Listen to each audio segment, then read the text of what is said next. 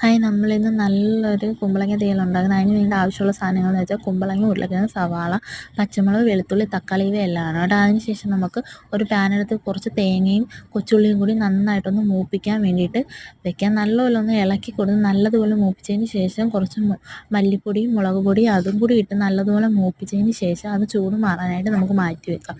മാറ്റി വെച്ചതിന് ശേഷം ഒരു പാനെടുത്ത് കുറച്ച് വെളിച്ചെണ്ണ, കടുകും ചുവന്ന മുളകും കൂടി ഇട്ടൊന്ന് നന്നായിട്ട് പൊട്ടിച്ചെടുക്കുക.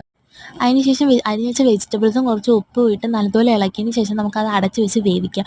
അതിന് ശേഷം നമ്മൾ ചൂടുമാറാൻ വേണ്ടി വെച്ചിരുന്ന തേങ്ങയുടെ ആ കൂട്ടിലേക്ക് കുറച്ച് മഞ്ഞൾപ്പൊടിയും പുളിവെള്ളവും ആവശ്യത്തിന് വെള്ളവും ഒഴിച്ച് മിക്സിയുടെ ജാറിലിട്ട് നല്ലതുപോലെ ഒന്ന് അരച്ചെടുക്കുക. അരച്ചെടുത്തതിന് ശേഷം നമ്മൾ വെന്ത് വന്ന വെജിറ്റബിൾസിലോട്ട് ഈ അരപ്പൊന്നോട്ട് ഒഴിച്ച് കൊടുത്ത് കുറച്ച് ഉപ്പും ഇട്ട് നമുക്ക് നല്ലതുപോലെ തിളപ്പിച്ചെടുക്കാം. തിളച്ചിത്തിരി വറ്റി വരുമ്പോഴത്തേക്കും നമ്മുടെ കറിവേപ്പില ഇട്ട് കഴിഞ്ഞ് നമ്മുടെ നല്ല കുമ്പളങ്ങ തീയൽ റെഡിയാവും. അപ്പോൾ എല്ലാവർക്കും ബൈ.